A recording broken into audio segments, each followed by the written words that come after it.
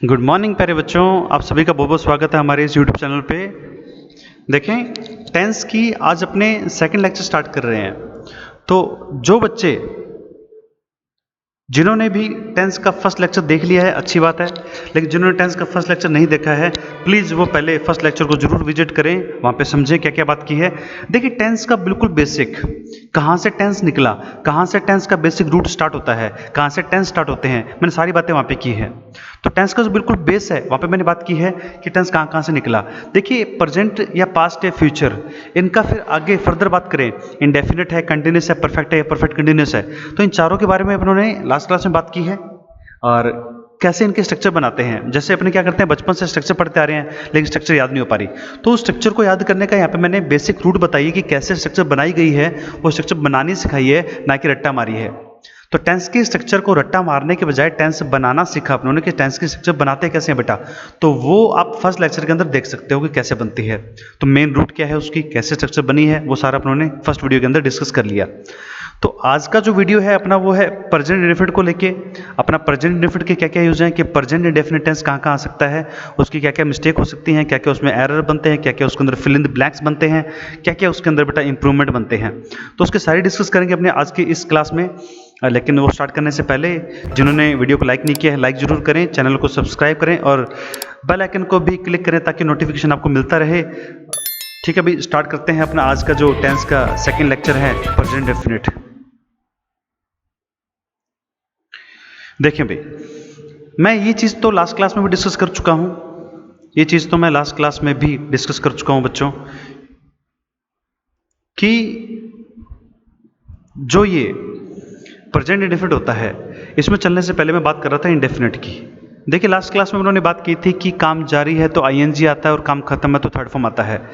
काम जारी है तो आईएनजी आता है और काम खत्म है तो थर्ड फॉर्म आता है, ये मशीन तक भी जानती है, ये लास्ट क्लास में बात कर चुका हूं मैं। आज अपने को जो बात करनी है बेटा वो इंडेफिनिट के बारे में बात करनी है। इंडेफिनिट का मतलब क्या था लास्ट क्लास में उन्होंने पढ़ा बच्चे, इंडेफिनिट का मतलब था लाइफ, इंडेफिनिट का मतलब था रूटीन। ऐसा काम जो डेली लाइफ के अंदर होता है, रूटीन में होता है, वो अपने इंडेफिनिट के अंदर देखते हैं। टेंस के केस में इंडेफिनिट का मतलब होता है लाइफ यानी कि रूटीन।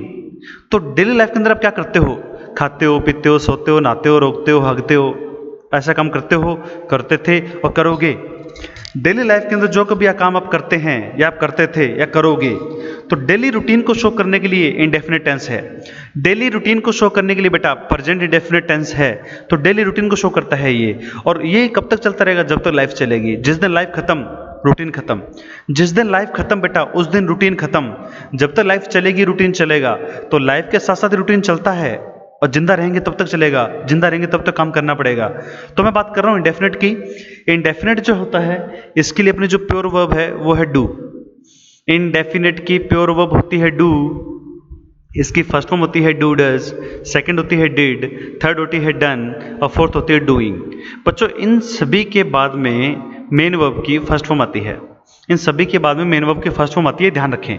देखिए, मैं स्टार्टिंग में कुछ चीज़ बता रहा हूँ मेन इंपॉर्टेंट आपके लिए इस टेंस के लिए, फिर अपने लास्ट में इसमें सेंटेंस बनाएंगे, लास्ट में इसमें अपने सेंटेंस भी बनाएंगे। तो सेंटेंस बनाने से पहले बेटा चीज़ को ध्यान से समझना, ताकि जब मैं सेंटेंस बनाऊँ, सेंटेंस समझाऊँ, तो उसमें आपको दिक्कत नहीं आनी चाहिए समझने में। तो ये जो प्रेजेंट इंडेफिनिट टेंस है जिसके अंदर अपने डू की बात कर रहे हैं, जो कि रूटीन को शो करता है, इसकी फर्स्ट फॉर्म है डू डज, सेकंड है डिड और डन और फोर्थ है डूइंग, और इनके बाद में मेन वर्ब की फर्स्ट फॉर्म आती है। यानी कि इसका मतलब क्या है, अगर ये मेन वर्ब को सपोर्ट कर रहे हैं फर्स्ट फॉर्म को, तो ये खुद हेल्पिंग वर्ब है भाई। हेल्पिंग वर्ब के बाद में तो मेन वर्ब आती है, हेल्पिंग वर्ब के बाद में ही तो मेन वर्ब आती है। तो मेन वर्ब की फर्स्ट फॉर्म आ रही है, मतलब ये हेल्पिंग वर्ब है। लेकिन बेटा सच में बताऊं तो मेन वर्ब भी होते हैं और हेल्पिंग वर्ब खुद भी होते हैं। ये खुद हेल्पिंग वर्ब भी होते हैं चारों के चारों, और मेन वर्ब भी होते हैं। फर्स्ट सेकंड थर्ड फोर्थ किसकी फॉर्म होती है, मेन वर्ब की। मेन वर्ब की फर्स्ट फॉर्म भी होती है, मेन वर्ब की सेकंड फॉर्म भी होती है, मेन वर्ब की थर्ड फॉर्म भी होती है, मेन वर्ब की फोर्थ फॉर्म भी होती है। तो बेटा ये खुद मेन वर्ब भी हैं, ये खुद हेल्पिंग वर्ब भी होते हैं। तो जब ये हेल्पिंग वर्ब होते हैं तो अपने बाद में मेन वर्ब की फर्स्ट फॉर्म लेते हैं। तो डू इंडेफिनिट शो करता है, लाइफ को शो करता है, रूटीन को शो करता है, और जब तक लाइफ बेटा तब तक रूटीन चलता रहेगा। और जिंदगी का मतलब क्या है, आधार क्या है, काम, डू, एक्शन, क्रिया। जिंदगी में कोई ना कोई काम तो करना पड़ेगा बेटा, काम के बिना जिंदगी नहीं है, कोई पूछेगा नहीं, पीछे रह जाएंगे। तो अपने मेहनत इतनी इतनी जोरदार करनी है कि लोग पूछें, इज्जत करें, रिस्पेक्ट करें, मान सम्मान दें, और अपना काम बोलता है, वो अपना काम बोलता है, काम बोलेगा तो रिस्पेक्ट भी मिलेगी, पैसा भी मिलेगा। तो काम ऐसा करना है कि रिस्पेक्ट और जो पैसा आना है वो धड़ल्ले से आए, टिका के आए। तो आगे बढ़ते हैं इसमें इंडेफिनिट को लेके, प्रेजेंट इंडेफिनिट को लेके, कि इसमें प्रेजेंट इंडेफिनिट क्या क्या शो करता है। देखिए भाई, जो ना प्रेजेंट इंडेफिनिट है, इसके बारे में कुछ वर्ड की लिस्ट बना रहा हूं, कुछ वर्ड की लिस्ट चेक करते हैं बेटा। ये जो वर्ड है यहाँ पे, everyday, daily, routine, generally, usually, as a rule, frequently, sometime, always, often, never, hardly, scarcely, rarely, barely, seldom, once, twice, thrice, in a day, month, year, week, जो भी है बेटा, ये सारे के सारे वर्ड जो हैं इनको बोलते हैं फ्रिक्वेंसी। ये सारे फ्रिक्वेंसी शो करते हैं। मेरी एक एक बात बेटा ध्यान से सुनना, मैं यहाँ पे फालतू बात नहीं करूँगा, जो इंपॉर्टेंट बात है आपके लिए बस मैं वही करने वाला हूँ। ये सारे के सारे वर्ड फ्रिक्वेंसी को शो करते हैं। फ्रिक्वेंसी यानी कि काम की बारंबारता, कि काम कितनी बार हो रहा है। फ्रिक्वेंसी का मतलब होता है काम की बारंबारता, कि काम कितनी बार हो रहा है। तो कोई काम ऐसा है जो काम आप एवरीडे करते हो, डेली करते हो, रूटीन में करते हो, जनरली आमतौर पे करते हो, यूजुअली आम रोल पे करते हो, एज ए रूल आमतौर पे करते हो, तो तीनों का मतलब एक ही है, फ्रिक्वेंटली, फ्रिक्वेंसी के हिसाब से आ गया ये तो। सम टाइम, कभी कभार करते हो, ऑलवेज, हमेशा, ऑफन, अक्सर यानी प्राय, और नेवर यानी कभी नहीं। तो बेटा ये सारे के सारे जो वर्ड हैं ये फ्रिक्वेंसी शो कर रहे हैं। और फ्रिक्वेंसी किसकी होती है बेटा? इंडेफिनिट की, लाइफ की, रूटीन की। अब आपसे कोई पूछे आप कोई भी काम है आप कब करते हो, तो आप कहोगे या तो मैं डेली करता हूँ, या कभी नहीं करता, या हमेशा करता हूँ, या अक्सर करता हूँ, या आमतौर पर करता हूँ, या ना के बराबर करता हूँ। ना के बराबर करता तो हूँ लेकिन ना के बराबर। तो ये सारे के सारे वर्ड बेटा फ्रिक्वेंसी शो कर रहे हैं। तो फ्रिक्वेंसी शो करने वाले वर्ड जो हैं वो प्रेजेंट इंडेफिनिट को शो करते हैं, वो इंडेफिनिट को शो करते हैं बेटा। जो काम की फ्रिक्वेंसी शो करने वाले जो वर्ड हैं वो इंडेफिनिट को शो करते हैं। अब यहाँ पे एक एक वर्ड को समझते हैं।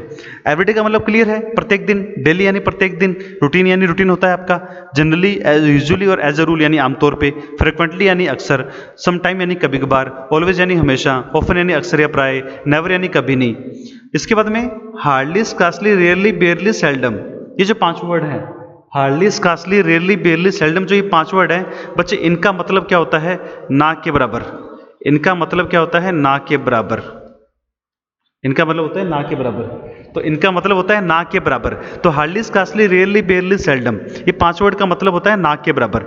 ये कहता है कि अगर अपने किसी डिटोल की या टूथपेस्ट की या सेवलॉन की ऐड देखें तो उसमें लास्ट में अपने को छोटा सा कीटाणु दिखा देता है। सारी सफाई करने के बाद में छोटा सा कीटाणु, छोटा सा जम्स जो दिखा दिया बेटा, वो क्या है?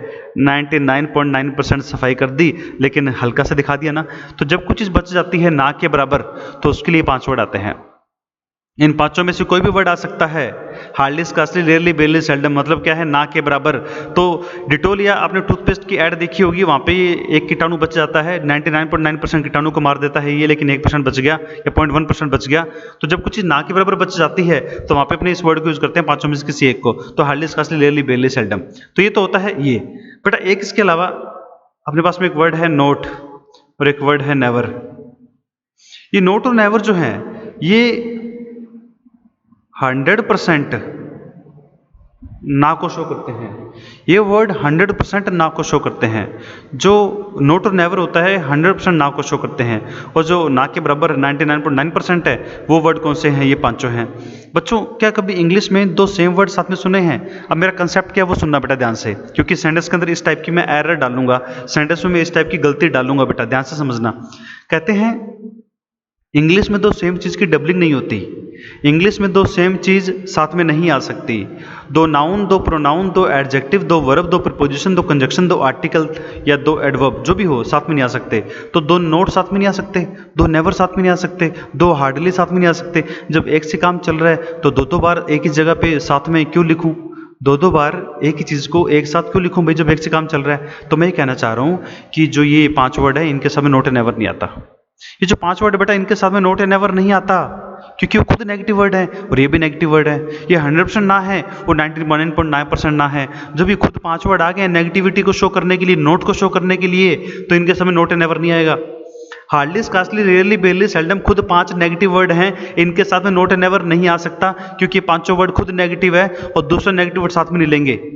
इतनी बात क्लियर होगी बेटा। अब इसके बाद में जो अगला वर्ड है वो है वंस, ट्वाइस, थ्राइस, 1 बार, 2 बार, 3 बार। डे में, मंथ में, ईयर में, वीक में, नाइट में, कुछ भी हो। तो बेटा ये भी तो फ्रिक्वेंसी शो करते हैं। जैसे डॉक्टर कहता है कि दवाई लेनी है, मेडिसिन रूटीन के हिसाब से, तो रूटीन क्या रहेगा, दिन में 2 बार दवाई लेनी है, दिन में 3 बार मेडिसिन लेनी है, या फिर वीक में या मंथ में या ईयर में विजिट करने आना है यहाँ पे मेरे पास में, 15 दिन बाद आना, महीने में 1 बार आ जाओ, साल में 1 बार आ जाओ, दिन में 1 बार आ जाओ। तो बेटा ये क्या है, रूटीन को शो कर रहे हैं, रूटीन को, ये सारे के सारे वर्ड रूटीन को शो कर रहे हैं, ये सारे के सारे वर्ड फ्रिक्वेंसी को शो कर रहे हैं। तो फ्रिक्वेंसी के लिए जो अपने वर्ड हैं, वंस, ट्वाइस, थ्राइस, दिन में 1 बार, दिन में 2 बार, दिन में 3 बार, मंथ में 1 बार, मंथ में 2 बार, मंथ में 3 बार, ईयर में 1 बार, ईयर में 2 बार, ईयर में 3 बार, या फिर वीक आ जाए, नाइट आ जाए। तो मैंने यहाँ पे भी बेटा डॉट डॉट छोड़ा है, इसका मतलब क्या है, 3 बार के बाद में 4 बार भी तो हो सकता है, 5 बार भी हो सकता है, 6 बार भी हो सकता है, 7 बार भी हो सकता है, 8 बार भी हो सकता है, दिन में हो सकता है, मंथ में हो सकता है, ईयर में हो सकता है, वीक में हो सकता है, नाइट में हो सकता है, 2 साल में हो सकता है, 5 साल में हो सकता है, 10 साल में हो सकता है बेटा। तो यहाँ पे ये बढ़ते जाएंगे, ये भी बढ़ते जाएंगे, ये और आगे जा सकता है, ये भी और आगे जा सकता है बेटा। तो ये सारे के सारे जो इस पेज के ऊपर पूरी लिस्ट है बेटा, पूरी लिस्ट, इस पूरी लिस्ट का मतलब क्या है कि इनकी फ्रीक्वेंसी को शो करने वाले ये वर्ड हैं, और फ्रीक्वेंसी में कौन सा टेंस आता है, प्रेजेंट इंडेफिनिट। मैं आज के लेक्चर में बात करने वाला हूं प्रेजेंट इंडेफिनिट के बारे में। प्रेजेंट इंडेफिनिट जो होता है, इसका मतलब क्या होता है कि प्रेजेंट इंडेफिनिट के अंदर देखिए, जिन बच्चों ने टेंस का फर्स्ट वीडियो नहीं देखा है, प्लीज़ वो पहली वीडियो जरूर देखें, वहाँ पे मैंने सारी डिटेल में बात की है कि टेंस की स्ट्रक्चर बनानी कैसे है। क्योंकि बचपन से टेंस पढ़ते आ रहे हैं, लेकिन टेंस की स्ट्रक्चर बनानी नहीं आती। तो टेंस की सारी स्ट्रक्चर बनानी सिखाई है मैंने वहाँ पे। प्रेजेंट, पास्ट और फ्यूचर तीनों का मैंने इंडेफिनिट, कंटिन्यूस, परफेक्ट और परफेक्ट कंटिन्यूस कंपेयर करके आपको स्ट्रक्चर बनानी सिखाई कि बनानी कैसे है। मैंने वहाँ पे ये नहीं सिखाया बेटा कि रट्टा मारो, रट्टा मारना नहीं सिखाया मैंने वहाँ पे, टेंस की स्ट्रक्चर बनानी सिखाई है। तो टेंस की स्ट्रक्चर कैसे बनाते हैं, फर्स्ट वीडियो को चेक करें। और दूसरी बात बेटा ये कि प्रेजेंट इंडेफिनिट का मतलब क्या था, पहले बात कर चुके हैं अपने फर्स्ट वीडियो के अंदर। तो यहाँ पे देखो, फर्स्ट फॉर्म आती है प्रेजेंट इंडेफिनिट के अंदर, या फिफ्थ फॉर्म आती है। फिफ्थ फॉर्म का मतलब होता है एस या ई एस। अगर आपका सब्जेक्ट सिंगुलर है तो वर्ब सिंगुलर आती है, अगर आपका सब्जेक्ट प्लूरल है तो वर्ब प्लूरल आती है। अगर आपका सब्जेक्ट सिंगुलर है तो वर्ब सिंगुलर आएगी, प्लूरल है तो प्लूरल आएगी। जैसे बेटा, जैसे बात ये है, एक्चुअली बात क्या है कि अगर किसी नाउन के अंदर आप एस या ई एस ऐड करते हो तो नाउन क्या बनती है, प्लूरल। और अगर किसी वर्ब के अंदर एस या ई एस ऐड करते हो तो वर्ब क्या बनती है, सिंगुलर। एग्जाम्पल के तौर पे एक नाउन उठाई मैंने बॉय, इसमें एस लगा के बॉयज कर दिया। वर्ब उठाई मैंने गो, इसमें ई एस लगा के मैंने गोज कर दिया। बात को समझे। इफ वी एड एस या E S in any noun it becomes plural, if we add S या E S in any verb it becomes singular. तो नाउन जैसे बॉय था लड़का, उसमें एस या ई एस लगा के मैंने बॉयज कर दिया। वर्ब के अंदर मैंने एस या ई एस लगा के उसको सिंगुलर बना लिया। तो इंग्लिश के अंदर जितनी भी वर्ब होती हैं जो कि फर्स्ट फॉर्म में हैं वो सारी प्लूरल है। पूरी इंग्लिश के अंदर जितनी भी वर्ब हैं जो कि फर्स्ट फॉर्म में है वो सारी प्लूरल है। एस या ई एस जोड़ के आप उसको क्या कर लेते हो, पांचवी फॉर्म बना लेते हो जो कि क्या होती है, सिंगुलर।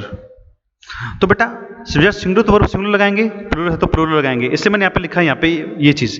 अगर आपका सेंटेंस अफर्मेटिव है तो प्रेजेंट इंडेफिनिट के तहत आपका सब्जेक्ट सिंगुलर है तो एस या एस वाली फॉर्म आएगी, और अगर आपका सब्जेक्ट प्लूरल है तो फर्स्ट फॉर्म आ जाएगी, एस या एस नहीं आएगा वहाँ पे। अगर आपका सेंटेंस नेगेटिव या इंटेरोगेटिव हुआ तो हेल्पिंग में आती है डू डज। अगर आपका सेंटेंस इंटेरोगेटिव नेगेटिव है तो हेल्पिंग में आती है डू या डज। डू आता है प्लूरल में, डज आता है सिंगुलर में। अगर आपका सब्जेक्ट प्लूरल है तो डू आएगा, और सिंगुलर है तो डज आएगा। और नोट लगने के बाद में वर्ब की फर्स्ट फॉर्म आती है, पांचवी नहीं आ सकती, ध्यान रखना बेटा। ये अभी लास्ट पेज पे मैंने समझाया आपको कि डू डज, डू जो है इंडेफिनिट की प्योर फॉर्म है, इसकी first form do does, second did, third done, fourth doing. इनके बाद में क्या आता है, मेन वर्ब की फर्स्ट फॉर्म आती है। वहां पे मैंने पांचवी तो नहीं लिखी ना। तो गलती जो अपने करते हैं फिल इन द ब्लैंक्स के अंदर, वहां पे गलती क्या करते हैं, एरर के अंदर गलती क्या करते हैं, इंप्रूवमेंट के अंदर, कि भाई वहां पे हमने पांचवी फॉर्म लगा देते हैं, फर्स्ट फॉर्म आती है। तो ध्यान दे इस बात पे कि do does, did, done, doing, इनके बाद में मेन वर्ब देखनी है मुझे, तो फर्स्ट फॉर्म आएगी, पांचवी नहीं आ सकती।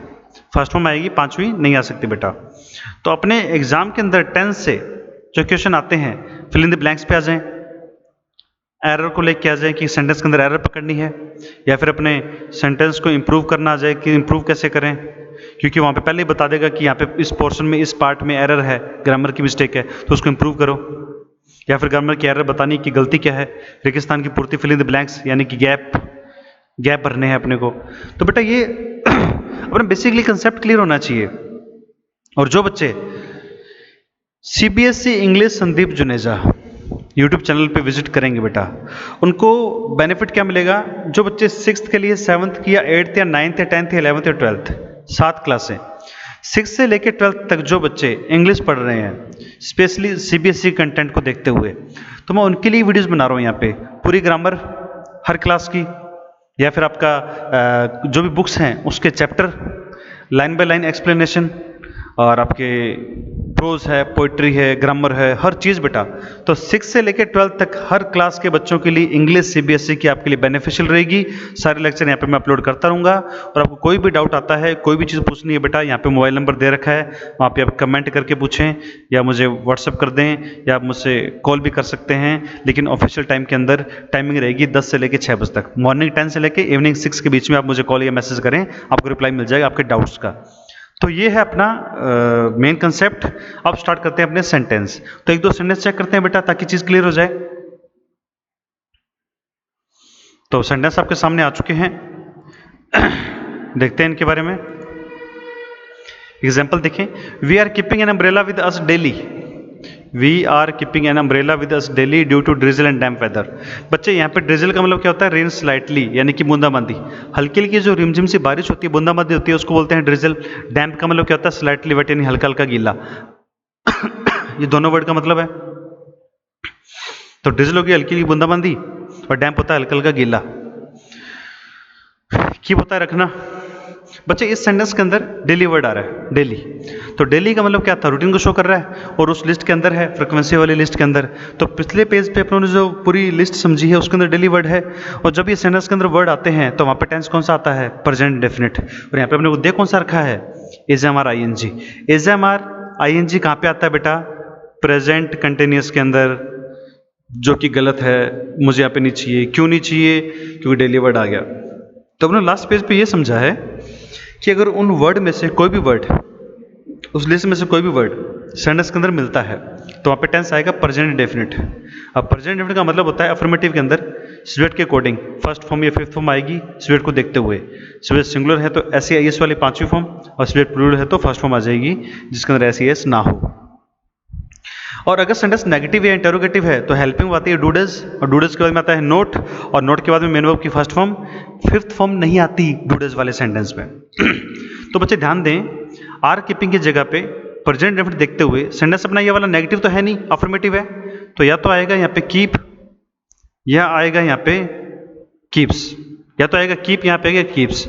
तो बच्चे सेंटेंस में पहले सब्जेक्ट देखते हैं, वी है, वी यानी कि हम, प्लूरल है, बहुवचन है, तो इसका मतलब वर्ब कैसे आएगी? प्लूरल। तो कीप्स नहीं आ सकता क्योंकि वर्ब के अंदर एस या एस जोड़ते हो तो सिंगुलर बन जाती है, तो कीप्स नहीं आएगा, ओनली कीप आएगा, तो कीप लगा दोगे। तो we keep an umbrella with us daily due to drizzle and damp weather. तो मतलब क्या हुआ कि हम अपने साथ में डेली अम्ब्रेला यानी कि छाता रखते हैं हल्की हल्की बूंदाबांदी और गीले मौसम की वजह से। ड्यू टू यानी वजह से, तो हल्की हल्की बूंदाबांदी और गीले मौसम की वजह से हम अपने साथ में डेली छाता रखते हैं। तो वी के साथ में कीप आएगा, कीप्स नहीं आ सकता क्योंकि सब्जेक्ट प्लूरल तो वर्ब प्लूरल। सेकंड सेंटेंस देखते हैं बेटा, my language boss is not seldom coming office on time, that's why my all workers have become slip short. बच्चे पहले वोकैबुलरी यानी कि वर्ड की मीनिंग चेक करें। लैंग्वेज का मतलब होता है स्लगिश, स्लॉथफुल, लेथार्जिक, एजफुल, इनएक्टिव, लेजी, आलसी। तो जो इंसान आलसी है, सुस्त है, थका मांदा सा है, उसके लिए वर्ड यूज करते हो लैंग्वेज, स्लगिश, स्लॉथफुल, लेथार्जिक, एजफुल, इनएक्टिव और लेजी यानी कि आलसी। एक वर्ड है यहाँ पे लास्ट में स्लिप शॉर्ड। स्लिप शॉर्ड का मतलब होता है केयरलेस, लापरवाह। जो इंसान लापरवाह है, केयरलेस है, उसके लिए स्लिप शॉर्ड वर्ड यूज किया जाता है। स्लिप शॉर्ड वर्ड यूज किया जाता है लापरवाह के लिए, आलसी के लिए, लापरवाह के लिए, केयरलेस के लिए। तो बेटा ये दोनों वर्ड क्लियर हैं। और दैट्स वाई जो होता है, दैट्स वाई, इसका मतलब क्या होता है? सो, यानी कि इसलिए। तो दैट्स वाई इकट्ठा वर्ड है ये, दैट्स वाई इकट्ठा वर्ड है। दैट्स वाई का मतलब होता है इसलिए, यानी कि सो, सो यानी कि इसलिए होता है ना, तो सो यानी कि इसलिए। तो इस सेंटेंस के अंदर एरर चेक करते हैं बेटा। पहली बात तो ध्यान होगी कि यहाँ पे सेल्डम वर्ड आ रहा है। अच्छा, सेल्डम वर्ड तो नेगेटिव था ना, इसके साथ में नोट नहीं आ सकता, तो यहाँ से नोट हटा दें। लास्ट पेज में पढ़ा अपनों ने अभी कि hardly, scarcely, rarely, barely, seldom के साथ में नोट या नेवर नहीं आता होता, तो यहाँ से एक तो नोट हटाओ। नोट हटा दिया। नोट हटाने के बाद में ये सेल्डम जो होते हैं इनके सामने कौन सा टेंस आता है? Present indefinite. तो प्रेजेंट इंडेफिनिट आता है तो इज एम आर आईएनजी तो नहीं चाहिए, यानी कि प्रेजेंट कंटिन्यूअस नहीं आना चाहिए। तो यहां से मेरे को इज हटाना पड़ेगा, काम जारी को शो करता है, ये प्रेजेंट कंटिन्यूअस आता है इसके अंदर। तो कमिंग भी नहीं चाहिए। देखिए इज आईएनजी प्रेजेंट कंटिन्यूअस में आता है और यहाँ पे सेल्डम वर्ड है जो कि प्रेजेंट इंडेफिनिट लेगा, तो यहाँ पे इज कमिंग तो आना नहीं चाहिए। तो कमिंग किस जगह पे? या तो आएगा कम या आएगा कम्स। बच्चों यहाँ पे नोट तो है नहीं जो मैं डूडज लगा लूँ, तो डूडज होता तो ओनली फर्स्ट फॉर्म ही आती, लेकिन डूडज तो है ही नहीं। तो डूडज नहीं है तो या तो फर्स्ट फॉर्म या पांचवी फॉर्म, क्योंकि सेंटेंस कैसा है? अफर्मेटिव। हालांकि इस वर्ड से नेगेटिव हो रहा है, इस वर्ड से सेंटेंस नेगेटिव हो रहा है, लेकिन वैसे सेंटेंस अफर्मेटिव है। नोट वगैरह है नहीं यहाँ पे। तो ध्यान दें इस बात पे कि सेंटेंस अगर अपना अफर्मेटिव है तो वहाँ पे कम या कम्स आएगा, या तो फर्स्ट फॉर्म या पांचवी फॉर्म आएगी। और अपना सब्जेक्ट जो है बोस, वो सिंगुलर है या प्लूरल?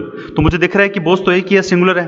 तो जब सब्जेक्ट सिंगुलर तो वर्ब सिंगुलर चाहिए, और वर्ब सिंगुलर कब होती है? जो उसमें एस या एस लगा दो तो कम्स। तो यहाँ पे कम नहीं आ सकता, तो यहाँ पे कम नहीं आ सकता बेटा, क्या आएगा? कम्स आएगा। तो my language boss seldom comes, क्या हो गया सेंटेंस ये? My language boss seldom comes office on time, that's why my all workers have become sleep short.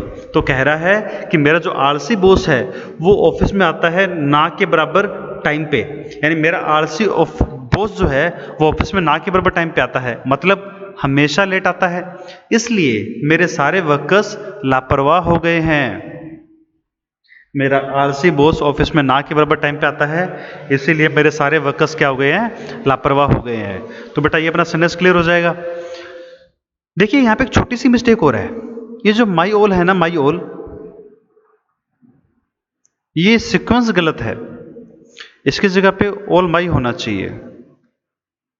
देखें मैंने चेंज कर दिया, एक्सचेंज कर दिया, आपस में चेंज कर दिया इन्हें, माई ऑल को ऑल माई कर दिया। बेटा ये जो चैप्टर, ये जो एरर है, ये जो मिस्टेक है बेटा, ये है प्रोनाउन चैप्टर में से, प्रोनाउन चैप्टर में से, सर्वनाम में से। सर्वनाम में पढ़ते हैं अपने वो, तो वहाँ पे जब चैप्टर पढ़ेंगे अपने सर्वनाम का, प्रोनाउन का, वहाँ पे मैं बता दूंगा ये चीज़। बट यहाँ पे शॉर्ट में समझना कि माई ऑल और ऑल माई में से ऑल माई ठीक होता है, माई ऑल गलत होता है।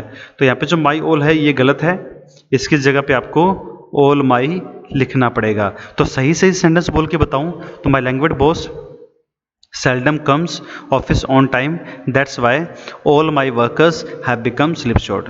तो मेरा जो आलसी बॉस है वो ऑफिस में ना के बराबर टाइम पे आता है, इसलिए मेरे सारे वर्कर्स लापरवाह हो गए हैं। तो ठीक है बच्चों, ये अपना टेंस का प्रेजेंट इंडेफिनिट का पूरा पार्ट यहाँ पे कंप्लीट होता है। अब एक छोटा सा काम करना है कि आपको वीडियो को लाइक करना है और सब्सक्राइब करना है चैनल को, और बेल आइकन को भी क्लिक करना है ताकि आपको नोटिफिकेशन मिलता रहे। Thanks for watching.